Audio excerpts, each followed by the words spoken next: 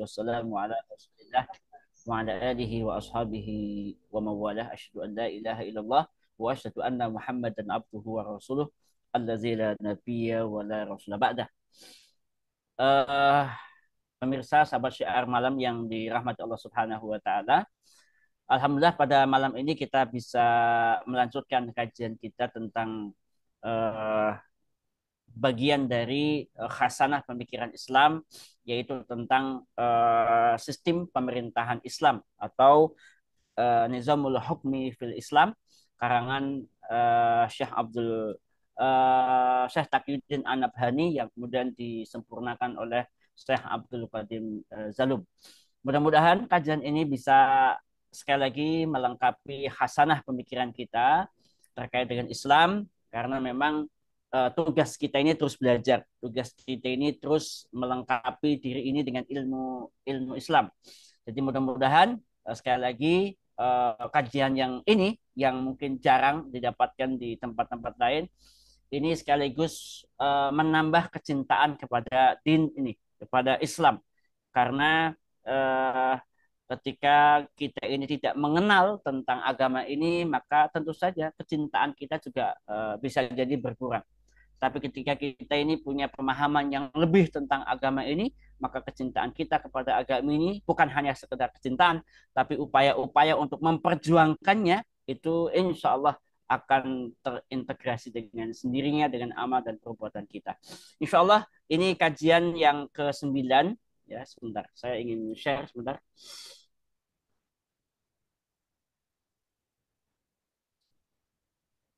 Eh, oke, kelihatan ya? Alhamdulillah, Tan. Oke, jadi baik. Jadi kita akan membahas tentang kajian ke-9 dari kitab Nizamul Islam tentang sistem pemerintahan Islam. Kajian sebelumnya saya membahas tentang satu bab tentang bayat, ya, tentang bayat, di mana bayat itu adalah satu satu metode syar'i untuk mengangkat seorang pemimpin. Meskipun nanti di tengah-tengah masyarakat, ya, tentang bayat ini ada yang menyempitkan, ya, apa ya, mungkin pemahaman yang tidak tepat ketika nanti bayat ini dipahami secara apa ya, secara awam, dengan mengutip hadis tentang apa namanya, man mata fi unuqihi laisa bai'atun mata mitatan jahiliyah. Jadi ketika di pundak seseorang tidak ada bayat, maka matinya jahiliyah. Maka ada beberapa kelompok tertentu yang menjadi bayat, ya, seolah-olah bayat ini akan menghilangkan tadi kematian sebagai kematian jahiliyah. Padahal dalam terminologi yang sesungguhnya, bayat itu adalah sebuah metode syar'i di dalam Islam untuk mengangkat seorang pemimpin. Insya Allah kita akan membahas bab berikutnya dari Nizamul Hukmi ini. Kalau di kitabnya tentang apa namanya, tentang talabul khalifah, ya, tentang mencalonkan seseorang untuk menjadi khalifah, ya. Karena khalifah di dalam Islam itu, ya,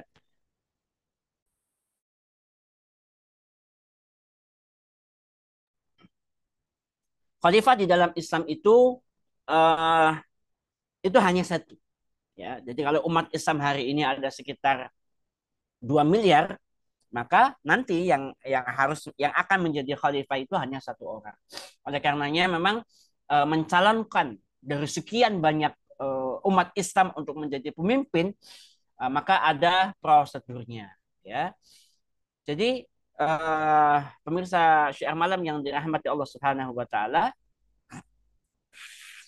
jadi ah jadi mencalonkan diri atau mencalonkan orang lain untuk menduduki jabatan sebagai khalifah dan termasuk di dalamnya berselisih dalam pencalonan, itu hukumnya mubah. Artinya boleh. gitu. Jadi bertanding ya, berkompetisi lebih tepatnya, bukan berselisih ya, berkompetisi untuk mendapatkan kepercayaan menjadi seorang pemimpin di dalam seluruh, bukan sesuatu yang makruh ya, bukan sesuatu yang makruh apalagi haram. Jadi boleh ya, karena tidak ada nas ya sedikit pun yang melarang adanya perselisihan atau petisi di dalam pencalonan khalifah. Sementara ya ada larangan, ada pun beberapa hadis yang apa namanya larangan untuk meminta jabatan atau kepemimpinan atau imarah, termasuk khalifah dan amir misalkan, itu yang ada di dalam beberapa hadis nanti saya kutipkan, itu merupakan larangan bagi mereka yang kategorinya lemah. Ya, di dalam hadis itu disebutkan adalah Abu Dzar Al-Ghifari. Tetapi ketika orang yang dimaksud adalah orang yang pantas menjadi pemimpin, orang yang kuat, orang yang mempunyai kafaah atau kapasitas dalam memimpin, maka bahkan Rasul SAW itu mengizinkan. Jadi dalam satu riwayat hadis, ya, dalam satu riwayat hadis, kepemimpinan bagi yang lemah ya. Jadi bagi orang yang tidak mampu, disebutkan di dalam sejarah itu adalah Abu Dzar Al-Ghifari. Jadi ketika Abu Dzar Al-Ghifari itu minta posisi kepada Nabi SAW ya, eh, apa namanya, menepuk beliau ya, karena Rasul melihat pada diri apa namanya, pada diri Abu Dzar itu sosok yang lemah ya. Lemah dalam arti bukan bukan lemah dalam arti tidak bisa ngapa-ngapain, tapi ya tentu kita paham yang dimaksud. Karena kemudian Nabi SAW menjelaskan kepada Abu Dzar bahwa wahai Abu Dzar, innaka dhaifun, bahwa kamu itu lemah. Wa innaha amanatun, bahwa kepemimpinan itu adalah amanah. Wa innaha yaumal qiyamati haizun wa nadamah. Bahkan nanti di akhirat itu, di apa namanya, di akhirat kelak itu, yang namanya jabatan itu, kepemimpinan itu akan menjadi haizun wa nadamah, akan menjadi kehinaan dan penyesalan. Illa man akhadha bihaqqiha, kecuali orang-orang yang memang bisa menunaikan amanah tersebut. Jadi larangan di dalam hadis meminta jabatan itu bagi mereka-mereka yang memang lemah gitu. Dalam satu riwayat, ya, dalam satu riwayat, uh, dan sepertinya sekarang saya melihat fenomena itu. Jadi yang dimaksud lemah dalam ini, yang dimaksud dengan dhaifun di situ, uh, karena ada hadis yang menyebutkan apa namanya, sayati ala nasi sanawatun khodaan. Jadi nanti akan ada era tahun-tahun penuh dusta, penuh kebohongan. Yang cirinya adalah wa yusaddaqu fihal kadzib wa yadzibu fihal shadiq. Orang yang benar akan disalahkan, orang yang salah akan dibenarkan. Jadi orang yang shadiq itu benar, tapi akan didustakan.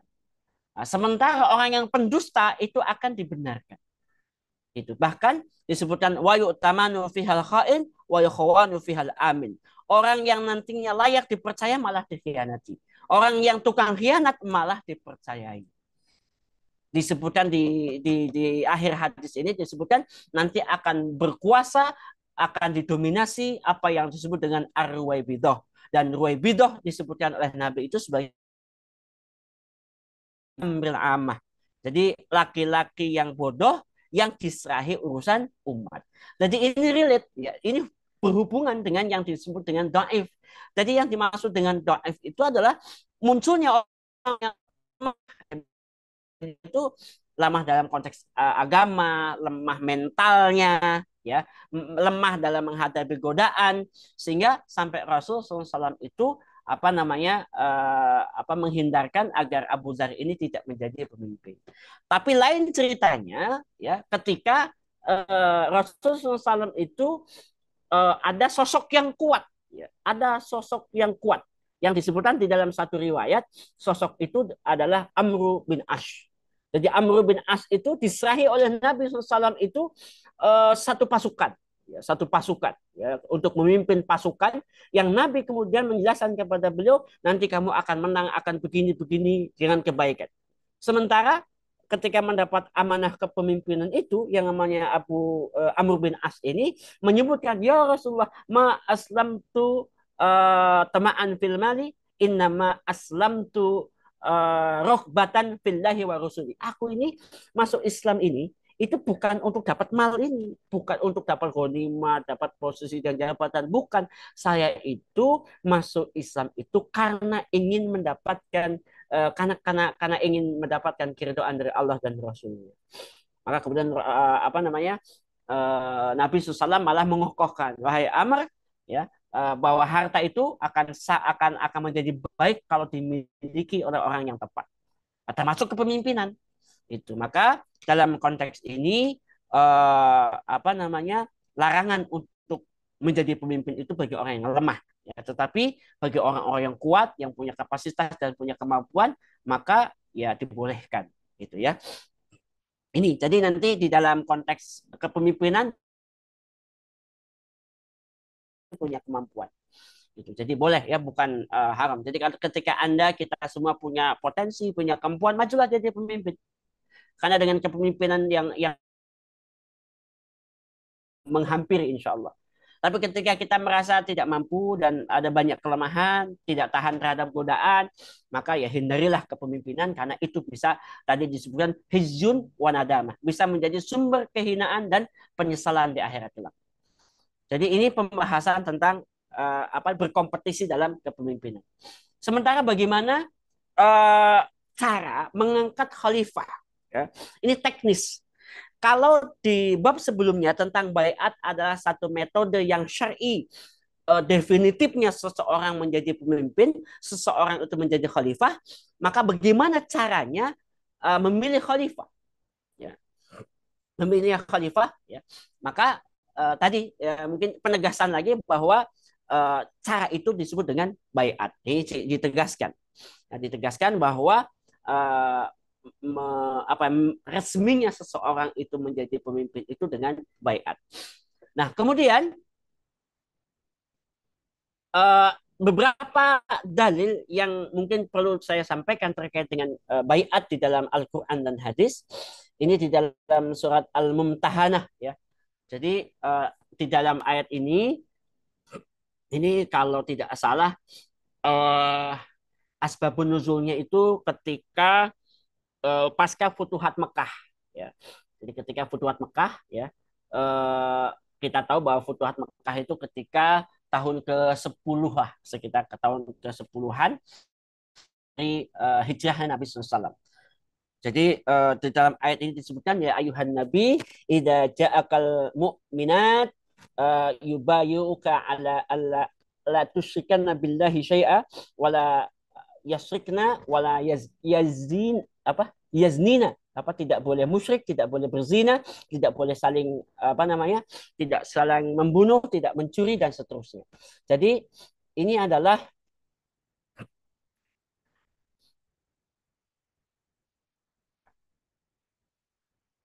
bayat dari kaum muslimah, ya, untuk menjadikan Rasul SAW itu sebagai pemimpin dan terikat dengan komitmen yang disebutkan tadi.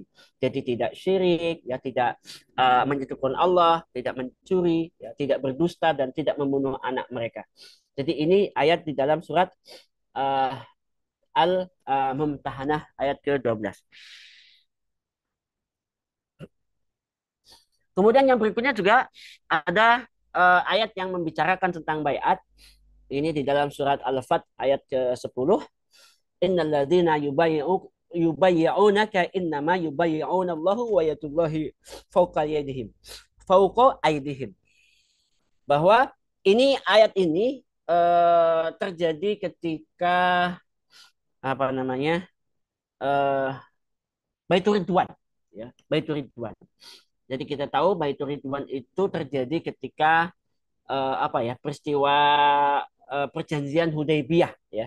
Di perjanjian Hudaybiyah itu kita tahu bahwa ketika mau masuk ke kota Mekah, ya, masuk ke kota Mekah itu dihalang-halangi Nabi dan para sahabat.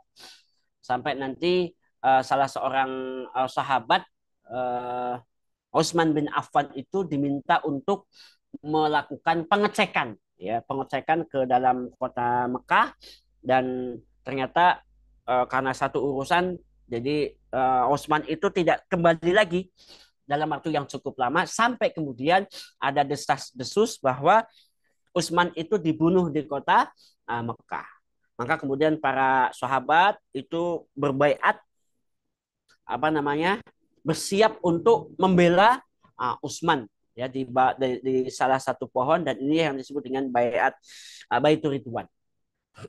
Jadi baiat itu semacam sumpah setia, ya, di bawah pohon, yang menunjukkan bahwa siap mati untuk membela haknya Utsman bin Affan yang diduga dibunuh di dalam apa namanya, kota Mekah. Dan ternyata nanti tidak terjadi. Tetapi kemudian ayat ini menjelaskan bahwa baiat mereka itu, ya, kesetiaan mereka kepada Rasulullah dan untuk apa namanya, membela hak Utsman ini diridhoi oleh Allah Subhanahu wa taala.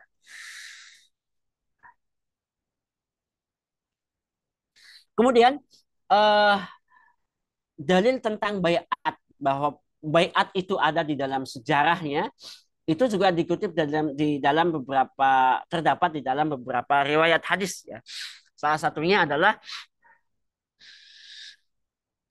hadis yang diriwayatkan oleh Imam Bukhari, bahwa Ismail telah menyampaikan kepada kami, bahwa Malik telah menyampaikan kepada Yahya bin Said yang berkata bahwa Ubaidah bin Al-Walid telah menyampaikan kepadaku dengan mengatakan bahwa ayahku telah mengabarkan kepadaku bahwa Ubaidah bin Samit berkata, bayakna Rasulullah SAW ala sam'i wa ta'ah. Jadi ini bicara tentang dalam satu riwayat bahwa Nabi SAW telah membaiat kami untuk mendengar dan taat. Dan fi mansyati wal Makkah. Makkah itu dalam keadaan yang disenangi, atau yang Makkah itu karoha itu yang tidak disukai.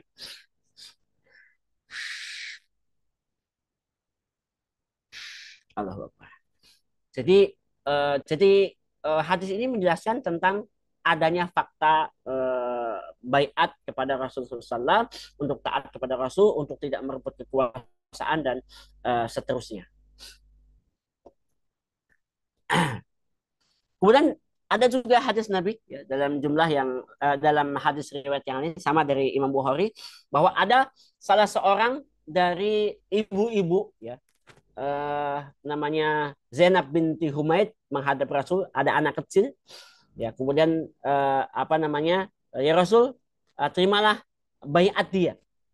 Maka Rasul mengatakan bahwa sahih, dia itu apa namanya, masih kecil, ini anak kecil, belum pantas lah. Famasaha ra'sahu, maka kemudian beliau mengelus-ngelus kepalanya, wa da'alahu, dan mendoakan anak tersebut. Jadi ini menjelaskan bahwa memang ada yang namanya proses baiat, tentang sumpah semacam kesetiaan para sahabat kepada Nabi SAW. Demikian juga tentang pentingnya atau menunjukkan bahwa baiat ada. Dalam satu riwayat hadis Nabi SAW menyebut ada 3 golongan yang nanti di akhirat kelak itu tidak akan diajak bicara oleh Allah Subhanahu wa taala, tidak disucikannya, dan mereka akan disiksa dengan siksaan yang pedih, ya. 3 kelompok itu adalah satu, uh, orang yang memiliki kelebihan air di jalan, tapi kemudian melarang orang lain untuk menggunakannya. Jadi berlimpah air, kikir airnya, orang lain tidak boleh. Dan yang kedua adalah warajulun baya'a imaman la yubayi'uhu illa litunya. Jadi orang yang membaiat seorang imam tapi hanya untuk kepentingan dunia, illa litunya. Fa in a'tahu minha radiya, fa illam yu'tihi minha sakhitu. Jadi orang itu ketika dia dapat keuntungan dari dunia itu, maka dia akan menepati baiatnya. Tetapi ketika dia apa namanya tidak mendapatkan, maka dia tidak akan menepati baiat itu. Jadi orang yang berbaiat dengan baiat yang tidak karena Allah, maka ini termasuk orang yang tidak akan mendapatkan kebaikan di akhirat kelak. Termasuk yang ketiga adalah orang yang mengadakan jual beli dengan seseorang dengan apa namanya, dengan dagangan di waktu asar, kemudian dia bersumpah atas nama Allah bahwa keuntungannya begini begini begini, tapi kemudian apa namanya ya kayak menipu lah gitu, ngomongnya begini-begini padahal nggak begitu. Jadi orang-orang yang seperti itu ya apa ya nipu dalam perdagangan, termasuk orang-orang yang tidak akan mendapatkan kebaikan di akhir kelak, tidak akan diajak bicara oleh Allah, termasuk tidak akan apa namanya disucikan dan akan mendapatkan siksa yang pedih dari Allah Subhanahu wa taala. Nah, ini beberapa riwayat, bahkan masih banyak yang lain, ya, beberapa hadis yang menjelaskan tentang keberadaan bayat ya. Dalam satu riwayat misalkan man baya'a imaman fa'atahu safqatan yadihi, siapa saja yang membaiat ya dengan menundukkan tangan dan hatinya,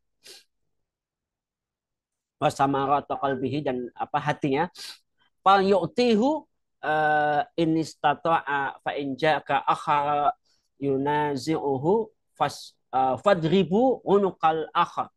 Jadi kalau orang sudah memberikan apa namanya sudah berbaiat, kemudian ada orang lain yang hendak mengambilnya, maka kata Nabi, fadribu unukal akhar, maka bunuhlah yang itu. Jadi dipukul itu maksudnya ya dibunuhlah kira-kira begitu. Kemudian ada hadis yang lain misalkan iza bi'a ali khalifatain faqtulu faqtulu al akhar minhum. Jadi kalau ada di baiat dua orang khalifah ya maka bunuhlah khalifah yang terakhir dari kedua. Jadi pemimpin itu cuma satu. Kemudian ada juga hadis yang menjelaskan tentang ini ya bahwa dalam satu riwayat kanat Banu Israil tasusumul anbiya kullaha halaka nabiyyun khulafaun nabi fa innahu la nabiyya ba'di fasrakunu khulafa fayakhsuruna qalu, dan seterusnya. Jadi ini beberapa hadis yang menunjukkan bahwa baiat itu ya disebutkan sebagai salah satu cara ya sebagai cara untuk mengambil sumpah seseorang, komitmen seseorang gitu. Jadi kalau ada orang yang bingung bagaimana caranya, ada caranya, banyak hadis Al-Qur'an dan hadis menjelaskan tentang baiat. Nah, dan para sahabat ya, para sahabat Rasulullah SAW mulai dari Abu Bakar, Umar, Utsman, Ali itu benar-benar memahami tentang apa bahwa baiat itu adalah cara untuk memilih pemimpin, cara apa peresmian meresmikan seseorang secara sah menjadi pemimpin itu dengan baiat ya, sehingga apa namanya kita tahu di dalam sejarah, nanti kita rincikan di dalam Hayatus Sahabah, bahwa Abu Bakar itu dibaiat di Sakifah Bani Sa'idah ya. Kemudian juga Umar bin Khattab juga menjadi pemimpin sahnya itu ketika dibaiat oleh kaum muslimin. Kemudian demikian juga Utsman dan Ali. Jadi baiat itu dijadikan sebagai sebuah metode satu-satunya sebagai tanda sahnya seseorang menjadi pemimpin. Nah, nanti kita akan rincikan ya tentang bagaimana apa sih namanya teknis secara kronologis bagaimana apa proses pembaiatan Abu Bakar, Umar, Utsman dan Ali sampai bagaimana tata cara terpilihnya beliau-beliau ini. Ya. Pertama yang barangkali perlu disebutkan tentang peristiwa di Sakifah Bani Sa'idah. Ini perlu di apa ya? Dirincikan peristiwanya sehingga nanti kita bisa mendapatkan gambaran bagaimana dinamika terpilihnya Abu Bakar As-Siddiq sebagai pemimpin. Kita tahu bahwa jadi ini ada nanti di Sirah Ibnu Hisam sebagian juga ada yang menjelaskan ini, di Sirah Hayatus Sahabah juga ada tentang bagaimana proses ya terpilihnya siapa namanya apa namanya Abu Bakar As-Siddiq sebagai khalifah. Kita tahu bahwa waktu itu ketika Nabi dalam kondisi sudah meninggal dunia, sudah wafat, masih terbujur di kediamannya Aisyah, maka terjadi satu apa ya, terjadi kumpulan ya, masyarakat di tempat namanya Sakifah Bani Sa'idah. Dan waktu itu ada 4 orang, ya 4 orang yang nanti akan menjadi kandidat pemimpin yang banyak dominan bicara. Jadi kalau saya kronologisnya, sebenarnya yang awal-awal hendak dibaiat itu yang namanya Sa'ad bin Ubadah. Sa'ad bin Ubadah ini adalah pemimpin dari kalangan Ansor. Dan kita tahu bahwa sahabat Nabi itu kan ada yang muhajirin, ada yang ansor. Yang namanya muhajirin ini jumlahnya lebih sedikit daripada ansor. Karena masyarakat ansor itu kan masyarakat Madinah ya. Jadi jumlahnya banyak. Maka wajarlah ketika kemudian Rasul wafat ya, para sahabat dari kalangan Ansor berikhtiar untuk mencari pemimpin, dan pemimpin mereka itu yang awalnya terpilih itu adalah Sa'ad bin Ubadah ya. Sampai kemudian disebutkan informasi berkumpulnya masyarakat di Sakifah Bani Sa'idah itu didengar oleh Abu Bakar, dan waktu itu dengan beberapa sahabat yang lain ya, nanti ada Abu Ubaidah bin Jarrah, ada Umar bin Khattab, dan Abu Bakar sendiri menuju tempat yang namanya Sakifah Bani Sa'idah. Jadi ada proses diskusi yang sangat menarik ya, karena begini, waktu itu muncul spirit asobia ya. Spirit asobia itu apa namanya,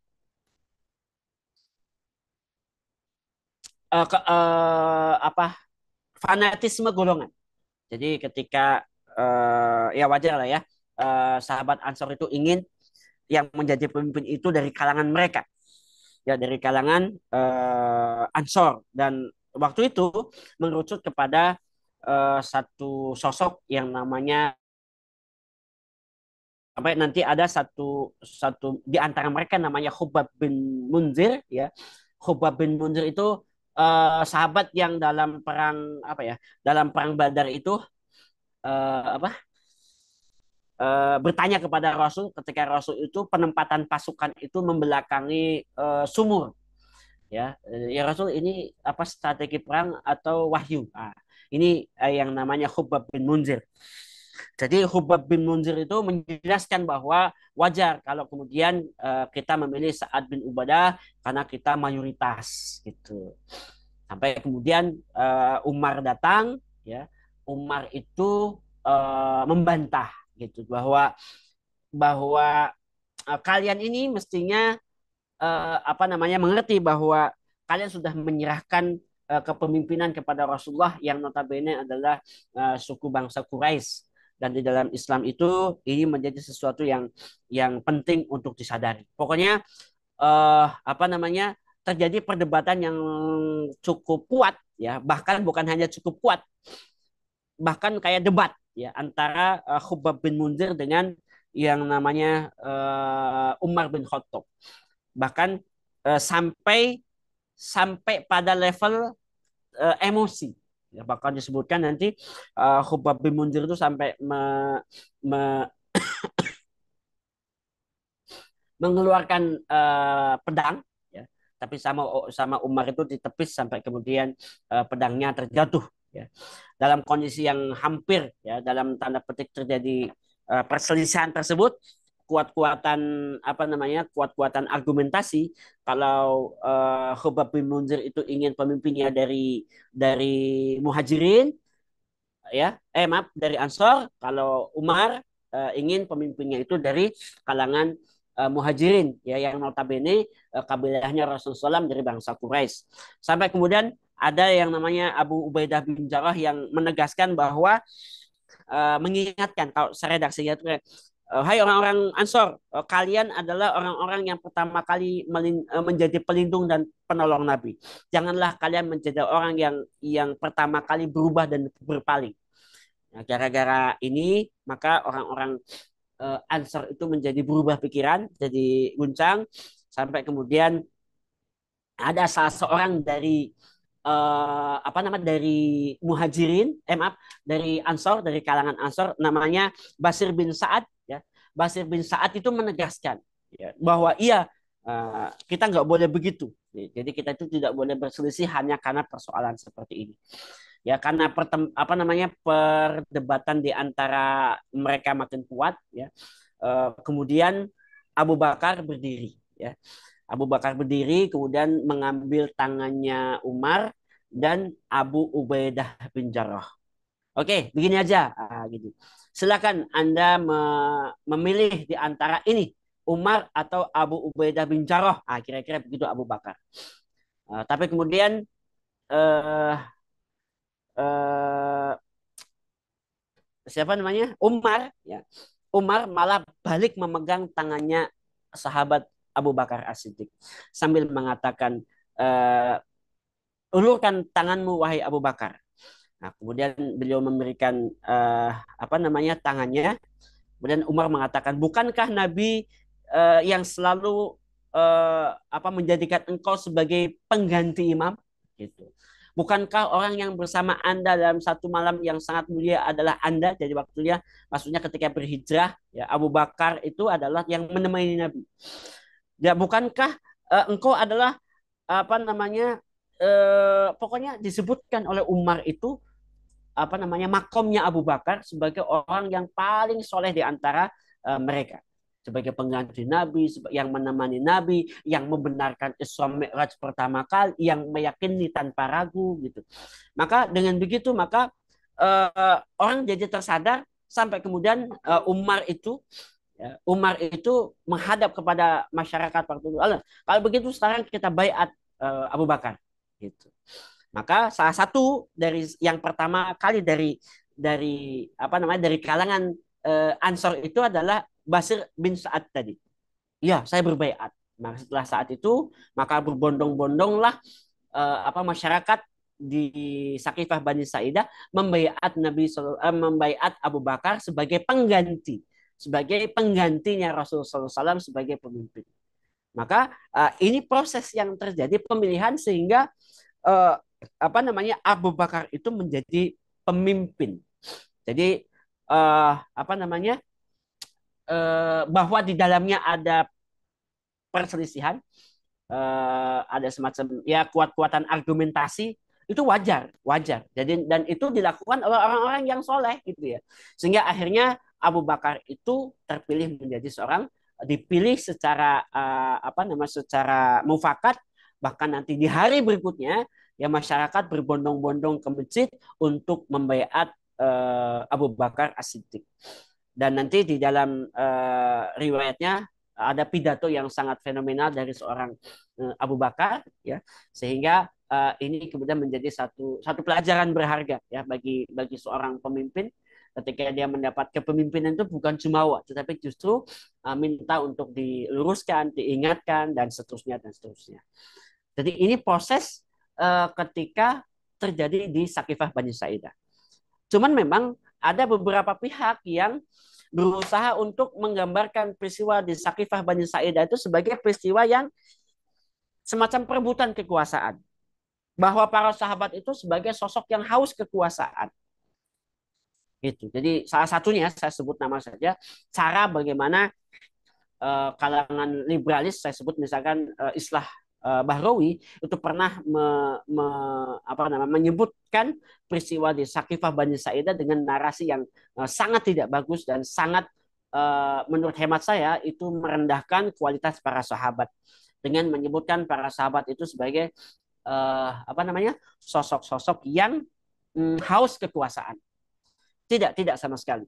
Bahkan apa namanya para sahabat ini yang nanti mereka yang dijamin masuk surga. Jadi mereka berdebat itu karena memang ingin mencari pemimpin yang terbaik yang paling tepat begitu.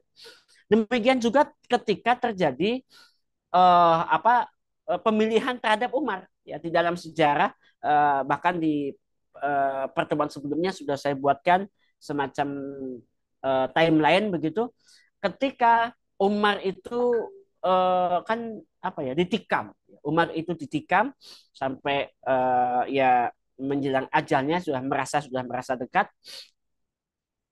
Kemudian uh, apa namanya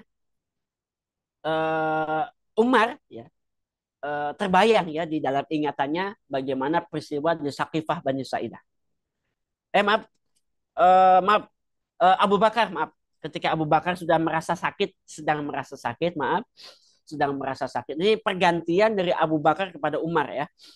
Ketika eh, siapa namanya, Abu Bakar sudah dalam kondisi kurang baik ya, dan nanti akan merasa bahwa ajalnya sudah dekat, maka terbayang di benaknya Abu Bakar tentang peristiwa Saqifah Bani Sa'idah yang terjadi perdebatan sengit ya, perdebatan sengit.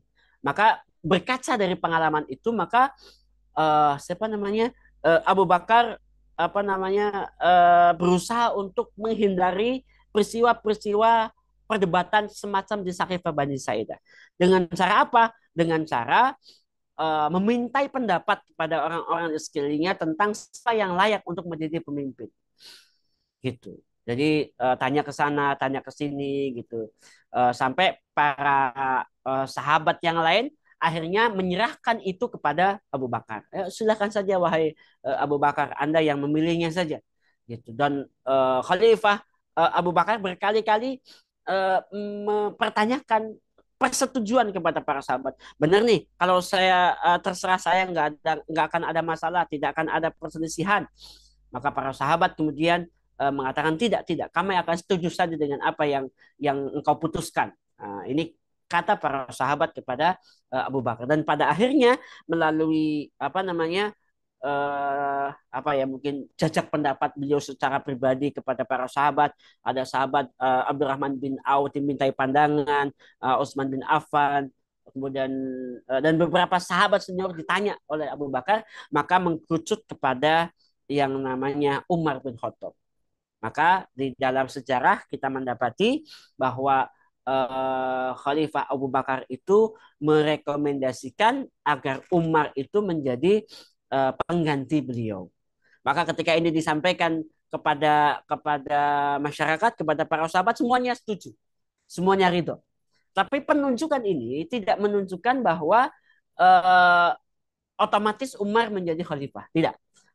Tapi itu terjadi ketika uh, Abu Bakar wafat, ya kemudian Umar ya mendatangi masjid, dan secara bertahap kemudian para sahabat dan masyarakat Madinah waktu itu membaiat apa namanya, Umar sebagai khalifah. Jadi kalau kalau apa, terpilihnya Abu Bakar melalui perdebatan yang sengit di Saqifah Bani Sa'idah, sementara terpilihnya Umar itu dengan cara penunjukan oleh Abu Bakar. Itu berbeda lagi dengan siapa namanya, setelah Umar nanti wafat, maka pergantian kepemimpinan dari Umar kepada Utsman bin Affan itu melalui mekanisme yang berbeda. Ya, kita tahu bahwa ketika Umar itu dalam kondisi ya sakaratul maut begitu ya, karena ditikam ya, maka beliau itu apa namanya, diminta oleh para sahabat di sekelilingnya untuk, wahai Umar, udah cari penggantinya setelah Anda. Wahai Umar, cari penggantinya begini-begini, seperti caranya Abu Bakar dengan cara ditunjuk. Umar menolak. Itu sampai mengatakan, andai kan ada sahabat misalkan Abu Ubaidah bin Jarrah masih hidup, saya akan pilih dia. Karena Nabi pernah mengatakan bahwa Abu Ubaidah itu adalah apa namanya, orang yang sangat dipercaya oleh Nabi SAW. Jadi kalau si Fulan itu masih ada, maka saya akan pilih dia karena Nabi pernah bersabda begini tentang keutamaannya. Tapi makanya ketika para sahabat meminta rekomendasi dari Umar untuk menunjuk saja, termasuk menunjuk anakmu saja Umar, Abdullah Abdullah bin Umar ditunjuk saja jadi khalifah pengganti Anda. Umar marah. Gitu. Jadi makanya kemudian nanti Umar ini ya menginstruksikan kepada para sahabat yang lain ya untuk membentuk dewan formatur. Jadi beliau itu memanggil beberapa orang, yaitu 6 orang sahabat yang nanti dalam satu riwayat hadis mereka ini orang-orang yang dijamin masuk surga. Jadi 6 orang itu adalah siapa? Ali bin Abu Thalib, Utsman bin Affan, Sa'ad bin Abi Waqqas, Abdurrahman bin Auf, Zubair bin Awam, dan Thalhah bin Ubaidillah. Jadi 6 orang inilah yang nanti oleh Nabi diminta untuk memilih. Jadi kalau bahasa kita ini apa namanya? eh oh ini yang tadi nih, tadi saya sebutkan, saya lupa. Nah ini, nah, jadi eh 6 orang inilah yang nanti diminta untuk memilih ya dalam karena ini Dewan Formatur ini kalau dalam istilah kita ini mungkin ada istilah yang lain namanya ahlul halli wal aqdi begitu. Ini adalah dipimpin oleh Abdurrahman bin Auf. Di pertemuan perdananya Abdurrahman bin Auf mengatakan kepada yang hadir kepada yang 6 orang ini, siapa di antara kalian yang akan mengundurkan diri, tidak mencalonkan dan seterusnya sampai kemudian tersisalah yang namanya Osman dan Ali itu. Nah, nanti dengan kaifiat yang sudah disiapkan oleh Umar ya, begitu Umarnya wafat, maka mekanisme seleksi terhadap calon pengganti Umar itu berjalan. Ya, ditanyai penduduk Madinah siapa yang layak menjadi pemimpin, Utsman atau Ali, Utsman atau Ali. Sampai kemudian merasa cukup, ya nanti disebutkan Utsman apa namanya Abdurrahman bin Auf itu datang ke masjid. Nah, di masjid itu nanti dipanggillah yang namanya Ali yang pertama kali kalau tidak salah itu Ali, wahai Ali, kemarilah gitu. Apakah engkau siap apa namanya menjalankan hukum-hukum Allah ya, kemudian menjalankan kebijakan-kebijakannya khalifah-khalifah terdahulu yaitu Abu Bakar dan Umar. Nah, kemudian Ali mengatakan saya akan menerapkan hukum-hukum Allah dan saya akan beristihad dalam mengambil keputusan. Kemudian dipanggillah Utsman, maukah engkau untuk menerapkan hukum Allah dan mengikuti kebijakan-kebijakan khalifah sebelumnya Abu Bakar dan Umar? Maka Utsman mengatakan aku siap. Maka kemudian Abdurrahman bin Auf itu memilih ya, akhirnya memilih Utsman bin Affan. Nah, setelah itu barulah umat Islam membaiat Utsman di masjid. Itu. Jadi ini adalah mekanisme terpilihnya Utsman menjadi calon atau kandidat khalifah.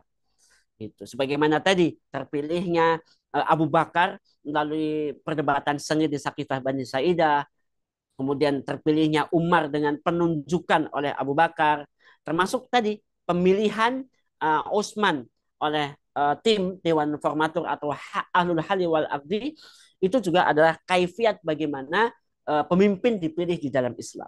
Termasuk nanti ketika Utsman bin Affan itu meninggal, ya kemudian digantikan secara aklamasi oleh Ali bin Abu Thalib. Karena waktu itu kan kandidatnya tinggal satu, itu yaitu Ali. Maka Ali bahkan nanti karena kita tahu nanti stabilitas politik ya pasca terbunuhnya Utsman itu sampai beberapa hari itu Madinah itu dikuasai oleh kalangan pemberontak. Ya, disebutkan panglimanya itu namanya Al-Ghafiqi bin Harb.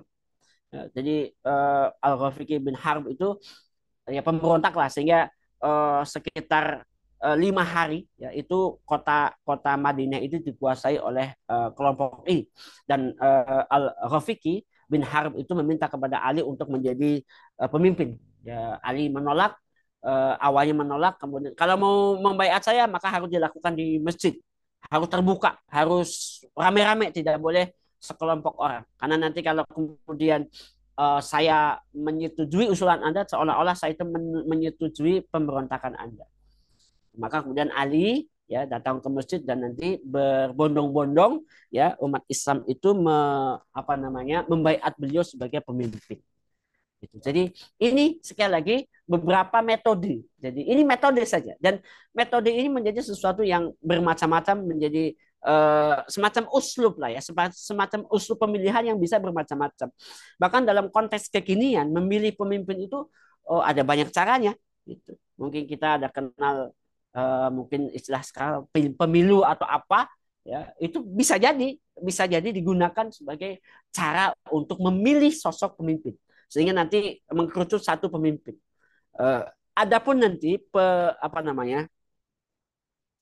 peresmian ya pilihan ini resmi menjadi seorang khalifah itu melalui mekanisme yang lain. Jadi bakunya itu adalah yang salah selama ini dipahami itu adalah tadi itu bahwa uh, terpilihnya Abu Bakar di Sakifah Bani Sa'idah, penunjukan oleh Umar, kemudian ya penunjukan oleh Abu Bakar kepada Umar, ada alul hali wal akdi dan seterusnya, itu dianggap sebagai tidak ada hal yang baku, tidak ada hal yang baku dalam apa namanya kepemimpinan umat Islam. Itu keliru, jadi salah penempatan. Jadi itu hanya sekedar cara bagaimana menghasilkan sosok kandidat pemimpin.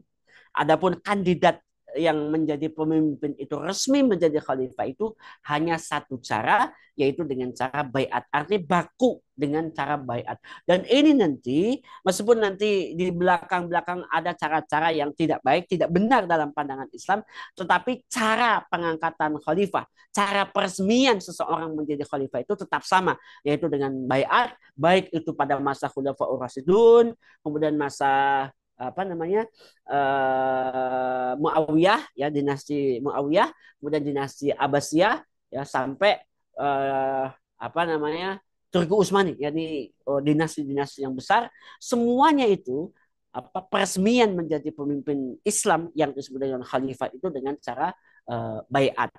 Maka uh, apa dari fakta sejarah ini yang tadi disebutkan dalam sejarah Khulafaur Rasyidun, maka ini merupakan panduan ya umum bagi umat Islam tentang bagaimana cara memilih pemimpin, dalam hal ini adalah pemimpin khalifah gitu ya.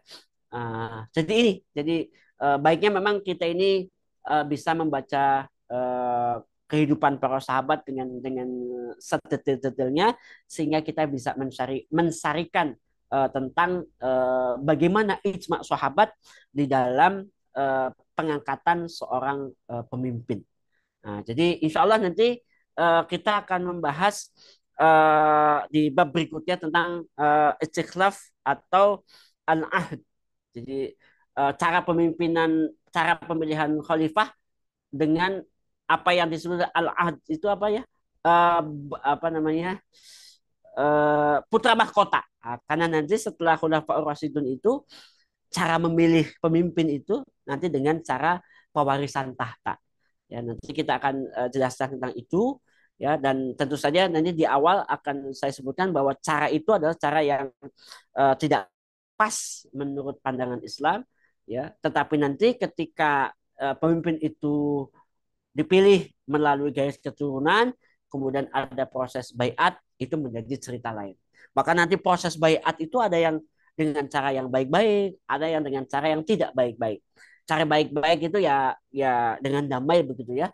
Tapi nanti ada cara yang tidak baik dengan cara dipaksa dia di bawah ah, di bawah naungan pedang.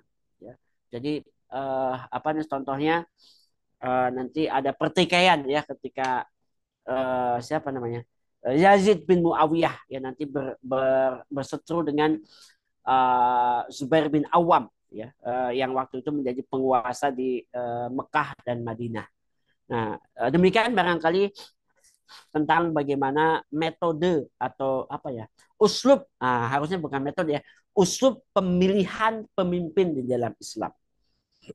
Dan uslub ini bisa dengan banyak cara ya, seperti halnya sekarang memilih pemimpin bisa dengan banyak cara, ada yang ditunjuk, ada yang melalui pemilu, macam-macam lah gitu. Gitu. Meskipun nanti kita akan bisa lihat mana cara yang paling efektif untuk bisa melahirkan pemimpin-pemimpin yang tepat, ya tentunya nanti dengan kriteria dan syarat yang berlaku bagi dalam Islam. Karena pemimpin itu tidak sembarangan, karena bukan hanya sekedar urusan populer, gelarnya banyak, pintar, jenderal atau apa, tidak. Tetapi kepemimpinan di dalam Islam itu sesuatu yang sangat strategis, karena di situ ada amanah dan tanggung jawab untuk menerapkan hukum-hukum Allah Subhanahu wa taala. Demikian barangkali yang bisa saya sampaikan. Mohon maaf ini hidung saya kadang-kadang nggak bisa dikendalikan. Terima kasih. Mohon maaf. Begitu Ustaz, mohon maaf. Alhamdulillah. Jazakallah khairan katsir. Ya, alhamdulillah buat Bapak Ibu. Buat Bapak Ibu jamaah sekalian, tadi kita dapatkan penjelasan bahwa kronologis ya, histori bagaimana proses eh, kepemimpinan bergeser ya, atau kepemimpinan itu beralih dari wafatnya Rasul kepada para sahabat, kemudian dilanjutkan dengan mekanisme pengangkatan para sahabat dari masa ke masa dengan satu hal yang sama dan itu tidak berubah. Meskipun tadi ada beberapa teknis yang berubah di setiap pengangkatan, tapi ada satu yang selalu diambil oleh kaum muslimin terhadap calon-calon khalifah ya. Ya alhamdulillah buat Bapak Ibu ini insya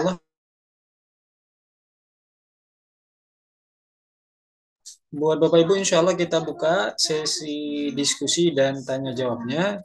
Jika di antara Bapak Ibu ada yang ingin berdiskusi tentang tema kita malam ini, atau mungkin juga ada yang mau berdiskusi terkait dengan tema-tema yang berlalu, yang pernah kita bahas, tapi luput atau lupa ingin bertanya, atau kesempatannya belum terjawab oleh Ustadz, Alhamdulillah malam ini kita berikan kesempatan. Bisa nanti pertanyaannya dikirimkan ke kolom komentar buat Bapak Ibu, atau yang mau berinteraktif langsung dengan beliau, boleh juga langsung raise hand, to the point saja pertanyaannya, dan sebutkan saja nama. Um,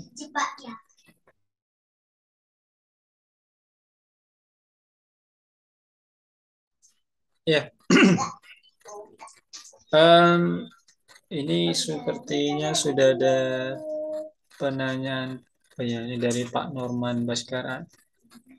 Ini jamaah tetap kita nih, Ustaz. Dari Pak Norman. Ya, ya, silakan. Izin dibaca dulu, Ustaz ya. Ya, ya. Jika semua muslimin saat ini tidak berbaiat kepada seorang khalifah, apakah menanggung dosa besar seperti mati jahiliyah? Mengapa pemimpin-pemimpin muslimin national state masih dipatuhi walaupun jumlahnya banyak lebih dari satu? Nah, ini Tad, mohon penjelasannya Tad. Ya.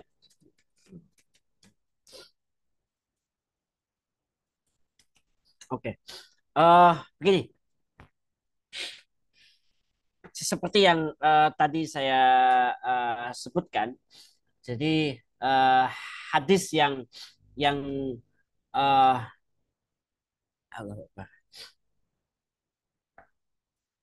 yang populer di kalangan kaum muslimin bahwa siapa saja yang apa namanya tidak apa man mata walaysa fi unuqihi bai'atun mata mitatan jahiliyah.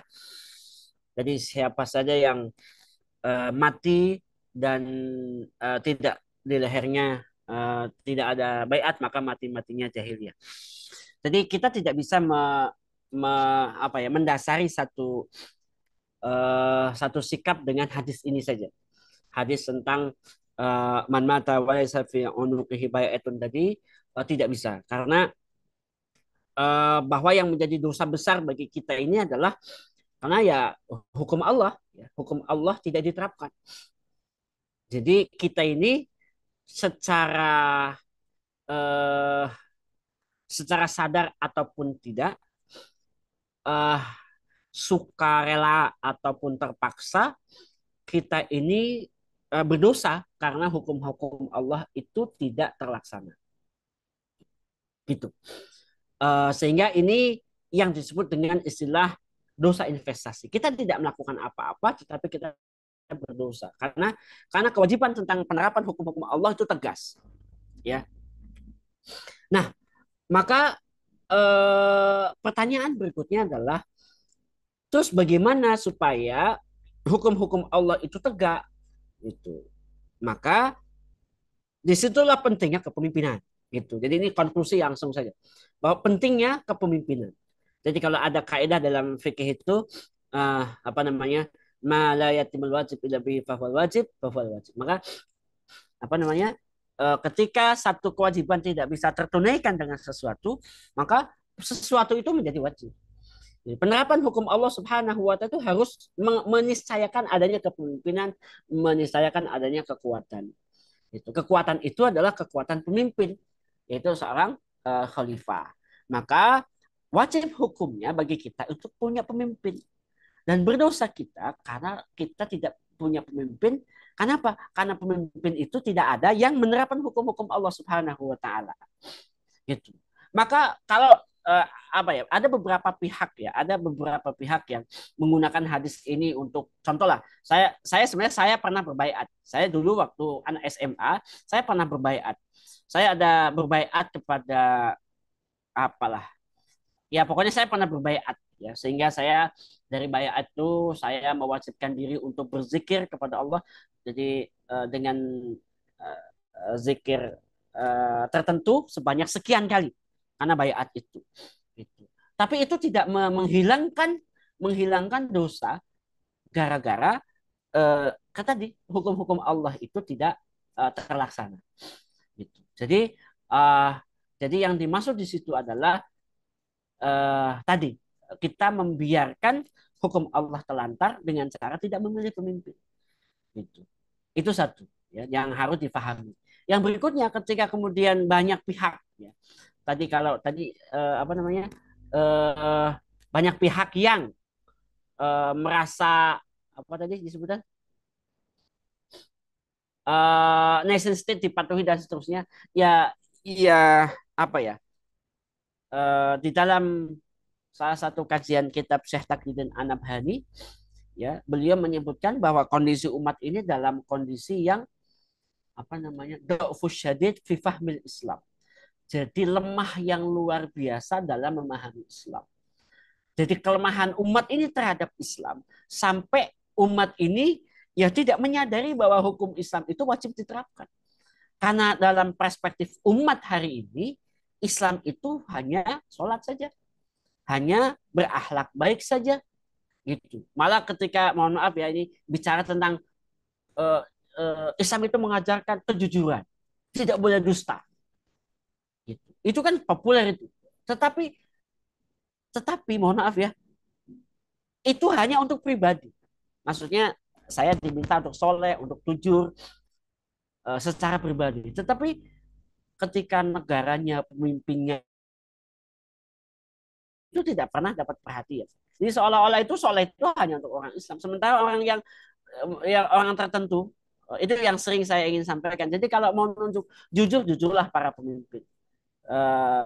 Apa tidak korup ya, sampai triliunan, nah gitu. Jadi akhirnya ya agama itu hanya sekedar nasihat-nasihat yang ya menjemukkan lah gitu. Saya eh, saya alhamdulillah kalau Jumatan selalu berusaha untuk memahami nasihat-nasihat dari para khatib gitu. Tetapi kadang-kadang nasihat dari khatib itu kayak kayak pengulangan yang tidak bermakna sama sekali karena umatnya nggak ngeh gitu. Umatnya nggak ngeh. Jadi mengapa ya para pemimpin-pemimpin negeri Islam itu masih seperti ini, umat Islam masih begini? Ya ya ujungnya karena ilmunya. Gitu. Karena ketika memahami ilmunya ya insya Allah nggak akan seperti itu. Maka sikapnya akan berubah. Ya, dia tidak hanya sekedar pokoknya bagi dia sholat lima waktu betul. Tidak ada yang salah ketika sholat 5 waktunya benar. Tetapi ada kewajiban-kewajiban lain yang harus dipenuhi oleh umat Islam. Sehingga ada satu buku tuh apa namanya judulnya tadi dosa investasi. Gitu. Dan kita tidak melakukan apa-apa, tapi kemudian kita berdosa karena apa? Tadi karena hukum-hukum Allah terlantar sedemikian rupa dan kita merasa itu bukan kewajiban kita dan kita merasa tidak berdosa. Oleh karena itu ya hal pertama yang harus dilakukan oleh kita ya tadi membangun kesadaran sehingga tadi setidaknya memaknai hadis apa namanya man mata fi unuqihi laysa badun mata itu tidak dengan serampangan ya kita tidak dengan serampangan. Tapi memang tadi saya sebut bahwa kita jujur hari ini kita menuai dosa yang tidak sengaja kita perbuat karena hukum Allah ditelantarkan. Jadi kira-kira begitulah. Saya pengennya lebih kenceng lagi ngomong, cuman ya ada cukup itu aja lah. Gitu. Karena ternyata saya tuh baru sadar kalau channel saya itu sudah dihapus sama YouTube. Aduh. Masya Allah. Ya, dibuat lagi Ustaz. Aduh. Jadi saya baru ngeh itu kemarin. Jadi channel saya kemana? Jadi hilang semua sudah. Padahal yang saya sampaikan ya tadi menjelaskan tentang Islam. Ya begitulah kira-kira. Oke, Alhamdulillah, Masya Allah.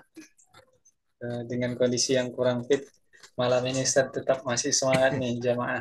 Alhamdulillah, ini kita beralih ke pertanyaan selanjutnya Ustaz yang di kolom komentar. Ya, umat bertanya, Ustadznya menjawab ini. Izin bertanya, Ustadz, apa langkah yang bisa ditempuh oleh Khilafah Rasyidah kedua? Berarti ini yang ke depan Ustadz, agar tidak mengulang kembali kesalahan yang sama ketika pemilihan khalifah-khalifah yang usul pemilihannya rusak, seperti pemaksaan memilih keturunan atau dinasti sehingga mirip kerajaan. Ini gimana Tad? Apa nih uslubnya Ustaz? Mekanismenya Iya, gimana iya, iya. Ustaz? Jadi begini ya. Ya, jadi Islam itu kan sekumpulan aturan-aturan, ya, sekumpulan aturan-aturan lengkap sempurna dari urusan-urusan yang sangat private sampai urusan-urusan publik, ya, sampai urusan pemerintahan dan tata negara. Nah, ini yang perlu disadari oleh umat Islam. Termasuk ini ya, termasuk bagaimana sistem Islam itu ya apa namanya dijalankan dalam bentuk pemerintahan. Gitu. Saya belakangan-belakangan ini saja, saya baru masuk di mungkin semester 2 atau semester 3 ketika kuliah saja menyadari bahwa sistem Islam itu punya sistem politik. Sebelumnya nggak pernah terbahas. Nggak pernah terbahas sama sekali.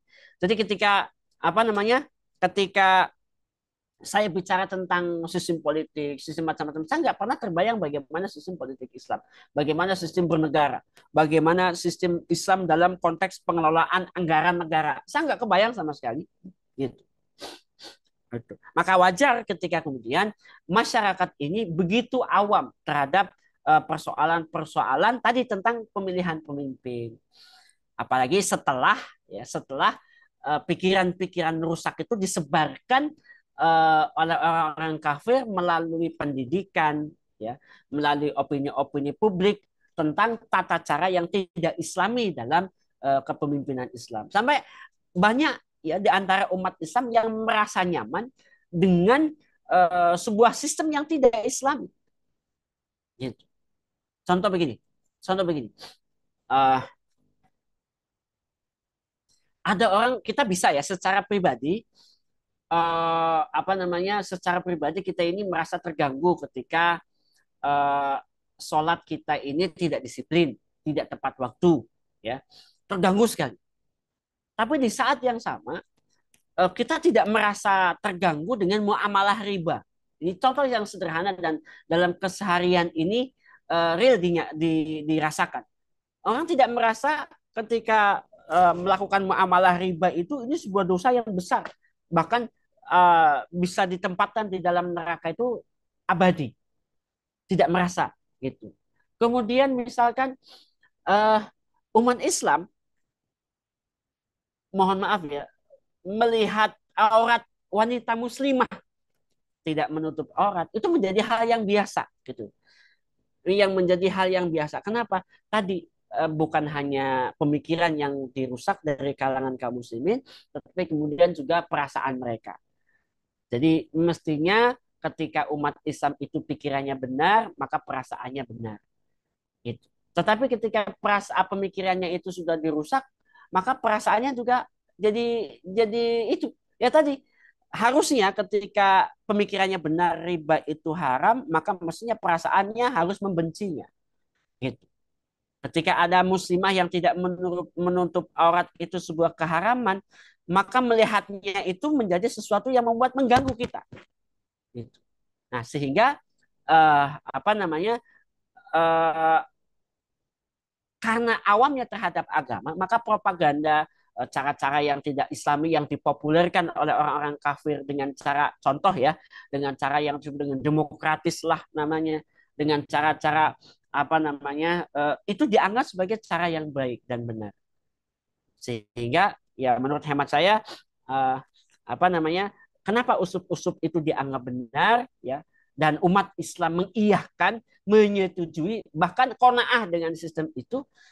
Ya, qanaah itu apa ya? ya menerima gitu. Contoh sekarang kan dengan cara-cara demokrasi ya. Maka dalam Islam itu tidak dengan cara begitu memilih pemimpin gitu. Karena kalau dengan cara begitu ya seperti yang terjadi sekarang. Banyak orang yang dipimpin itu koruptor jadi pejabat, ya artis yang tidak ngerti apa-apa jadi pejabat begitu. Karena apa? Ya tadi karena memang kebanyakan manusia itu nanti akan menyesatkan. Itu gara-gara apa? Karena tadi ada persepsi yang diinstalkan di benak kaum muslimin oleh mereka tentang tata cara apa yang mereka sebut dengan demokratis lah dan sebagainya dan sebagainya. Itu model kepemimpinan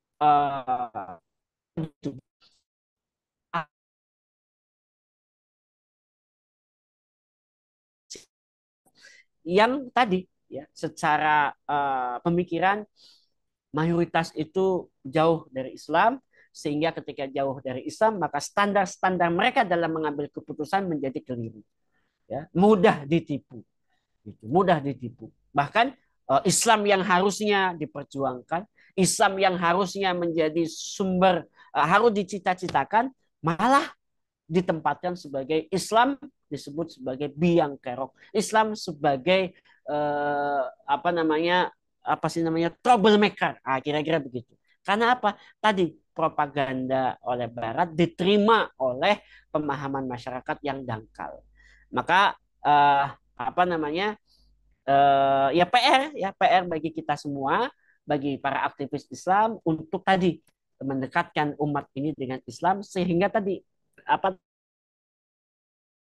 yang tidak Islami, yang tidak benar itu bisa dijauhi oleh umat dan mereka senantiasa memilih Islam. Contoh begini, uh, saya kemarin ada diskusi dengan beberapa pihak tentang bahwa pajak itu sesuatu yang di dalam Islam itu dilarang keras. Ya. Islam itu akan menjauhi apa namanya kebijakan yang menzolimi rakyat. Salah satunya itu adalah pajak. Tapi ada ya rekan kerja, rekan diskusi itu mengatakan, kalau nggak pakai pajak bagaimana kita membangun? Bukankah jalan kita ini dibangun dari pajak begini begini begini gitu. Jadi begitulah cara berpikir masyarakat. Ketika cara berpikirnya begitu, nggak ada sekali warna dan pengaruh Islam, maka yang diambil ya semau maunya. Sistem yang salah dan zalim pun akan dibela oleh umat ini. Begitu kemudian saya jelaskan tentang bagaimana sejarah Islam nggak ada yang namanya pajak gitu ya. Dan dihubungkan dengan realitas hari ini apa namanya 83% bahkan APBN kita itu dari pajak ya sementara sumber daya alam yang triliunan itu nggak tahu kemana baru mikir gitu. Jadi sekali lagi ini adalah PR bagi kita semua untuk mendekatkan ide-ide Islam itu kepada umat. Dan ide-ide politik ini ide-ide yang susah sekali didapatkan. Karena kebanyakan ketika kita bicara tentang ide-ide Islam itu ya seputar ibadah mahdoh, ya, seputar rukun Islam, ya, seputar sholat wajib dengan sunah-sunahnya, puasa, saum, ya puasa, zakat dan seterusnya seputar itu ibadah mahdoh yang kemudian didalami. Tapi urusan muamalah, bagaimana bermuamalah dengan baik, bagaimana berbisnis yang syar'i, kemudian dalam pergaulan, bagaimana pergaulan masyarakat yang dibenarkan di dalam Islam itu tidak tergambar sama sekali. Saya dulu merasa qanaah ya ketika di sekolah saya duduk berdua dari tahun 70 tahun 80-an itu laki-laki dan perempuan duduk berdua itu biasa bahkan dianjurkan oleh guru-gurunya dulu waktu saya kecil itu ternyata karena mereka menganggap ini hal yang biasa sampai kemudian saya paham bahwa cara itu adalah cara-cara sekuler cara-cara kemudian yang sangat tidak baik dalam mendidik pola interaksi laki-laki dan perempuan gitu. Alhamdulillah sekarang sudah mulai membaik ya sampai menggunakan jilbab terpisahnya apa namanya tempat laki-laki dan perempuan sudah mulai ada apa ya? Ada pencerahan bagi umat Islam. Cuman yang belum itu adalah dalam urusan-urusan yang biasanya pemerintahan, urusan politik ya, bernegara. Itu yang umat ini masih jauh sekali. Sehingga mereka masih menganggap bahwa model-model dan cara-cara barat ya itu yang dianggap sebagai cara terbaik untuk mewujudkan kebaikan. Ya, padahal nyata-nyata beberapa yang dipropagandakan barat itu bertentangan dengan Islam. Gitu. Jadi mungkin tadi solusinya adalah yuk kita bergerak bersama-sama untuk menyadarkan umat ini untuk lebih akrab, lebih dekat dengan pemahaman Islam, insya Allah. Ya, alhamdulillah. Masih ada yang nyambung nih, Ustaz. Ya, sebentar dulu Pak Normannya. Sebelum ke pertanyaan beliau, ini Ustaz, saya mau konfirmasi dulu Ustaz. Pertanyaan konfirmasi. Mohon izin ya Pak Norman. Konfirmasi begini Ustaz. Tadi kan Ustaz sempat Ya. Mengkonfirmasi tadi sempat Ustaz juga singgung bahwa ada penyebaran opini buruk terkait dengan proses baiat ya di Saqifa Bani Sa'idah. Nah, ini mau saya konfirmasi. Pertama Ustadz, bahwa apa yang membedakan pemilihan pemimpin di dalam Islam dengan pengangkatan pemimpin? Nah, karena agak sulit mungkin sebagian besar kaum muslimin bahwa dengan cara-cara yang berbeda dari fase kekhalifan satu ke kekhalifan selanjutnya, itu yang sulit mungkin di sebagian besar kaum muslimin. Ini kan caranya boleh banyak, nah kan gitu kira-kira. Sehingga itu terkait dengan cara Ustaz, bahwa apakah ada hal yang baku di proses itu sehingga muncul lagi pertanyaan, kalau itu baku, apakah ini tidak debatable misalnya? Itu kan menurut kelompok sampean, menurut kelompok yang lain kan belum tentu sama. Nah, kan, nah ini kan gimana membuka ruang diskusi di tengah-tengah kita bahwa ternyata ada loh yang berubah dari fase satu ke khalifah yang lain, tetapi ada yang tidak berubah. Nah, ini gimana Ustadz? Nah, itu yang kedua, Ustaz.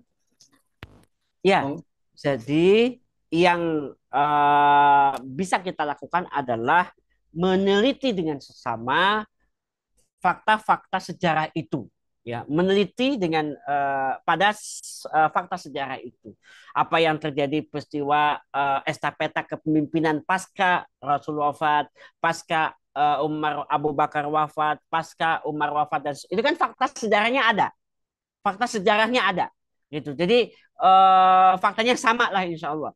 Dan pun pada akhirnya kita akan bisa mengambil kesimpulan yang sama bahwa terpilihnya Umar, terpilihnya Abu Bakar, terpilihnya Utsman itu dengan beberapa cara.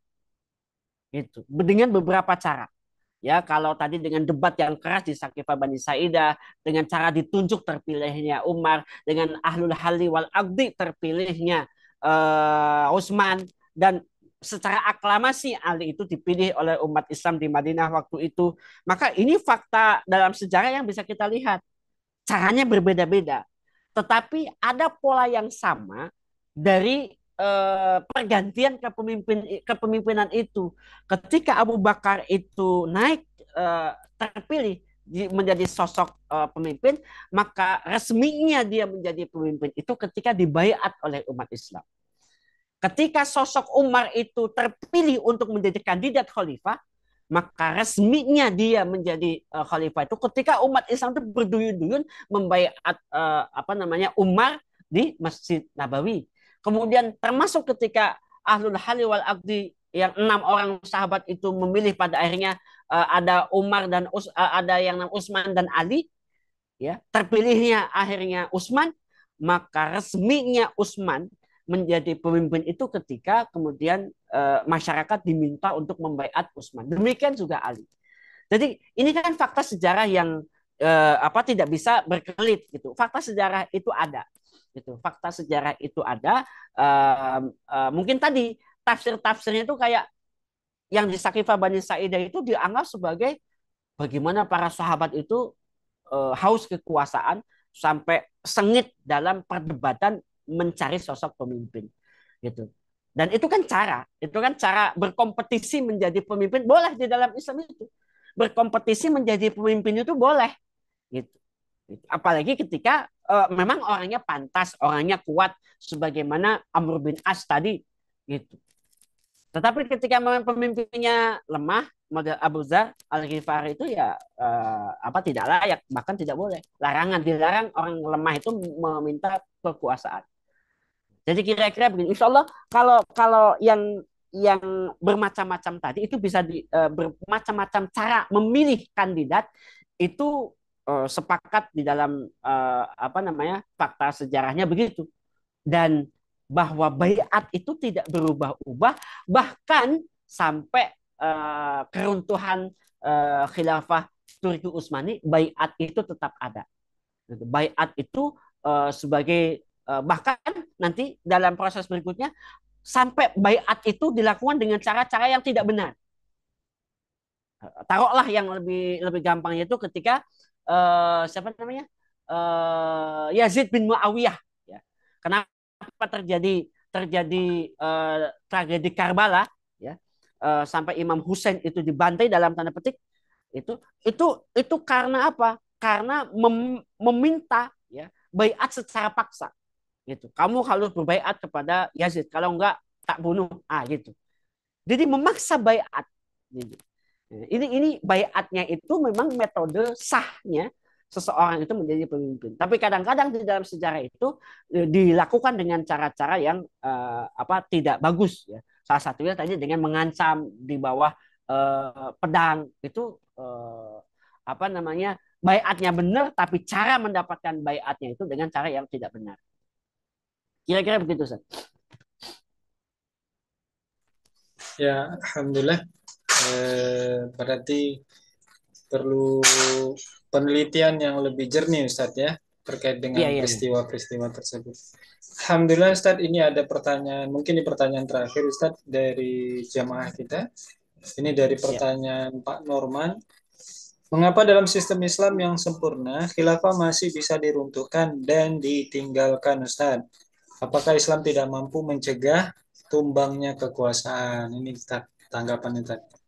Ya, fakta sejarah ya, kita harus melihat fakta sejarah bahwa sistem yang bertahan sangat lama sampai 1400 tahun itu hanya sistem Islam. Sebelumnya ada Romawi, sebelumnya ada Persia, nggak sampai 1000 tahun. Nggak sampai 1000 tahun. Jadi inilah sistem yang memang teruji dari sisi rentang waktu, terlepas dari plus minusnya. Gitu. Dan yang perlu difahami adalah kenapa kemudian sistem yang sempurna ini kemudian pada akhirnya runtuh. Ya, secara umum dua lah sebabnya. Ada sebab internal, ada sebab eksternal. Kalau bicara sebab internalnya ya umat Islam gitu. Sebabnya internalnya dari umat Islam. Artinya apa? Ketika umat Islam itu sibun disiplin ziraan bizira'in pelan-pelan menjauh dari Islam, maka ini pangkal persoalan. Jadi sebab internalnya adalah ketika Islam ditinggalkan oleh umat Islam itu sendiri. Ajaran yang sempurna ini ditinggalkan, ya sudah umat Islam menjadi hancur. Sebab keduanya, gampangnya cerita, sebabnya adalah sebab eksternal. Karena memang orang-orang kafir itu, ayatnya juga begitu, walan tardo, tidak pernah ridho mereka itu terhadap umat Islam. Maka akan selalu ada upaya untuk memadamkan cahaya. Yuridu naliyudfi'u nurullahi bi'afihim. Mereka itu berusaha memadamkan cahaya Allah. Jadi, di satu sisi umat Islam menjauh dari Islam, di sisi yang lain orang-orang kafir itu juga berupaya dengan cara rekayasa, dengan makar, sehingga umat Islam itu menjauh dari sistem Islam. Makanya ada satu kitab judulnya Kaifah Khuzimat al-Khilafah. Jadi meruntuhkan Islam itu tidak bisa simsalabim, butuh waktu yang sangat lama, 800 tahun. Sampai kemudian Turki Utsmani runtuh berkali-kali. Ya, Di satu sisi dunia itu akan membuat umat Islam terlena, menjauh dari Islam. Di sisi yang lain, ya, orang kafir itu merekayasa supaya umat Islam meninggalkan Islam, ya, kemudian mengikuti cara apa kalau dalam ayat hatta tattabi'a millatahum. Sampai kemudian akhirnya umat Islam itu ajaran Islam yang hebat itu ditinggalkan, sementara ajaran yang rusak ya sekarang itu kayak sekulerisme, kapitalisme itu dianggap sebagai jalan kebaikan, padahal itu jalan yang rusak. Sehingga sistem yang sempurna ini ya kemudian dipropagandakan sebagai ajaran yang buruk. Kan jelas-jelas bahwa Islam itu rahmatan lil alamin, akan menyelamatkan dunia akhirat. Itu jelas loh. Tapi kemudian Barat mengatakan bahwa Islam itu mundur ke belakang, Islam itu terbelakang, Islam itu begini, begini, begini, begini. Sehingga akhirnya umat Islam malah menjauh dari Islam, mengikuti ajaran-ajarannya Montesquieu, ya, Adam Smith, ya, bukan ajaran Rasulullah Shallallahu Alaihi Wasallam. Jadi sistem yang sempurna ini pada akhirnya diposisikan sebagai ajaran yang buruk. Itu. Ya, termasuk ini kepemimpinan khilafah. Bahwa khilafah itu akan dianggap sebagai pemecah belah.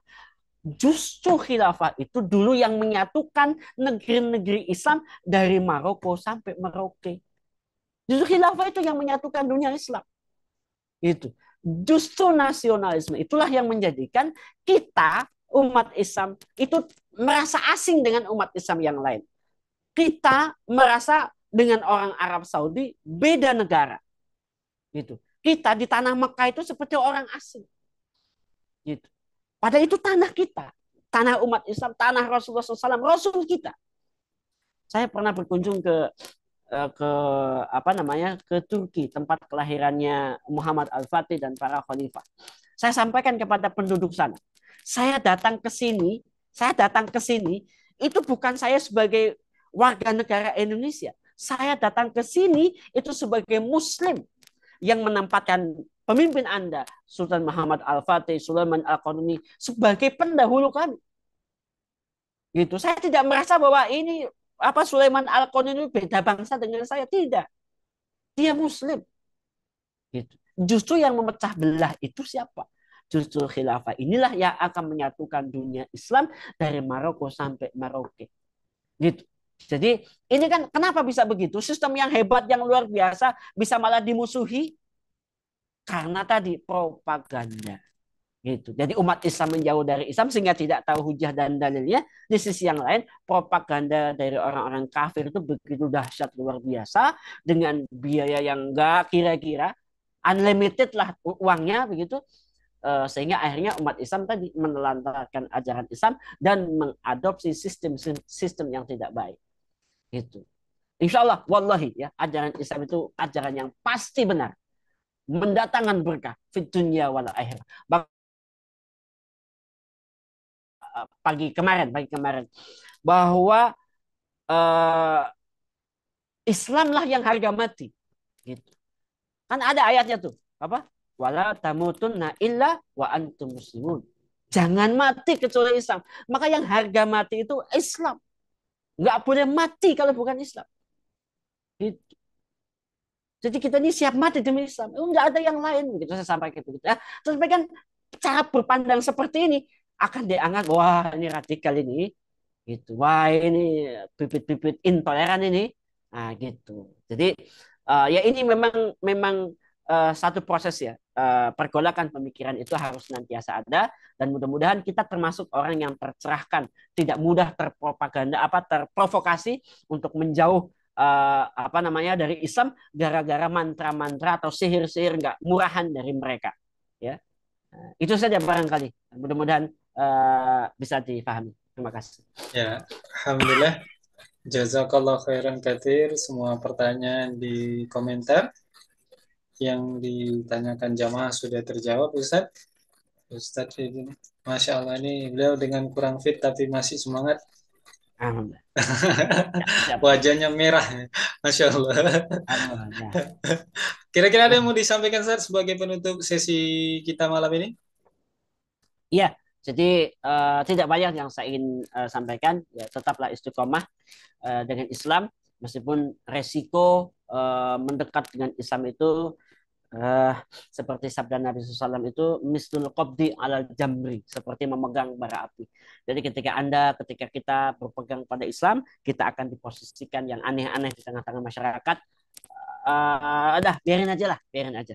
Kita istiqomah, justru itu sebagai ya sebagai ujian lah gitu. Karena kalau kalau kalau memegang Islam tanpa ada rintangan kan kayaknya gimana gitu kan gitu. Jadi insya Allah dan Allah siapkan yang terbaik untuk kita ya dengan ajaran Islam ini. Pokoknya istiqomah, propaganda mereka itu murahan lah. Kalau misalnya sihir-sihir yang mungkin tidak akan berpengaruh sama kita insya Allah. Itu saja Ustaz. Terima kasih.